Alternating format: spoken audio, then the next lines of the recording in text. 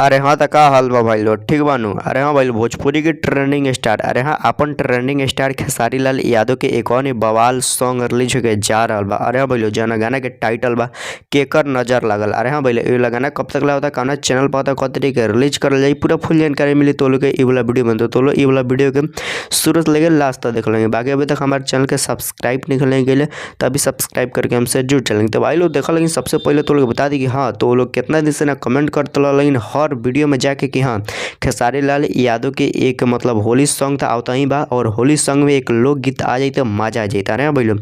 ये होली के सीजन बा और होली सॉन्ग खेसारी लाल यादव के बहुत सारा रिलीज हो गल बा, जैसे तीन चार होली सॉन्ग रिलीज हो गल बा। तो लोग कमेंट करते रहा कि हाँ लोकगीत भी थोड़ा एक रिलीज हो जाए तो पूरा मजा आ जाए और पूरा मतलब तहलका मच जाए। तो भाई लोग खेसारी लाल यादव और आकांक्षा पुरी के मतलब एक लोकगीत रिलीज होकर जा रहा बा। अरे हाँ भाई लोग, जब गाना के टाइटल बा केकर नजर लगल। अरे हाँ भाई लोग, ये वाला गाना बहुत ही बेस्ट, बहुत ही झकास बा, बहुत ही हाई क्वालिटी वीडियो के साथ तो लोग ये वाला गाना देखे के मिली और बहुत ही खतरनाक तरीका से गाना के बनावल गल बा। बाकी भाई लोग तो लोग बता दी कि हाँ ये वाला गाना लिखल बना कृष्णा बेदर्दी। अरे हाँ भाई लोग, ये वाला गाना लिखल बना कृष्णा बेदर्दी। बाकी भाई लोग म्यूजिक डायरेक्टर में आर्या शर्मा। अरे हाँ भाई लोग, गाना लिखल बना कृष्णा बेदर्दी और म्यूजिक डायरेक्टर पर आर्या शर्मा।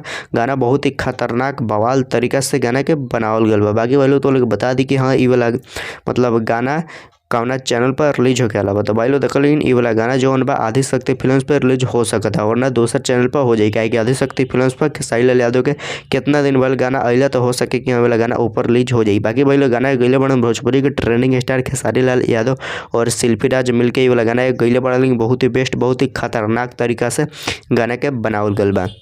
बाकी भाई लोग हीरोइन में काम मतलब हीरोइन में इफेक्ट में नजर आई है आकांक्षा पुरी, और भाई लोग खेसारी लाल यादव के और आकांक्षा पुरी के लोकगीत दूसरा लोकगीत होके अलावा पहले का बार है तो पूरा खतरनाक हो गया है, और ये भी भाई लोग बहुत खतरनाक हुई, बहुत झकास हुई। बाकी भाई लोग तो लोग बता दी कि ये गाना कब तक रिलीज करल जाए। तो भाई लोग देखल ये वाला गाना के अभी शूट करल गल बा। अरे भाई लोग 10 दिन पहले खेसारी लाल यादव के ये वाला गाना के शूट करल गल बा, और बहुत ही बेस्ट, बहुत ही झकास तरीके से गाना के शूट करल गल बा। बहुत ही हार्ड गाना बा, तो हो सके कि हाँ होली में रिलीज कर दिए, और ना होली बात तो लोग ये वाला गाना देखे के और सुने के मिले है कि हमारा नहीं लगता कि हाँ होली में करल जाए, लेकिन भाई लोग अभी भयल बा कहीं शूट तो हो भी सकता। तो हमारा पूरा मतलब फुल जानकारी नहीं मिलल कि हाँ ये होली में होई कि ना होई, लेकिन हो भी सकता और ना भी हो सकता। बाकी भाई लोग तो लेकिन ये वाला वीडियो कैसा लगल, अच्छा लगल तो लाइक कर लें, चैनल के सब्सक्राइब कर लें, वीडियो के शेयर कर लें। बाकी देख लें कहीं होली में रिलीज हो गल तो हो गल, और ना होली बात तो लोग के गाना देखे के मिल जाए, सुने के मिल जाए। तो लोग वेट कर लेकिन कुछ दिन और खेसारी लाल यादव और आकांक्षा पुरी के एक और तहलका गाना आवे वाला बा। बाकी भाई लोग तो लोग यहाँ तक वीडियो देख लें तो बहुत बहुत धन्यवाद। लाइक सब्सक्राइब शेयर कर दे लगिन।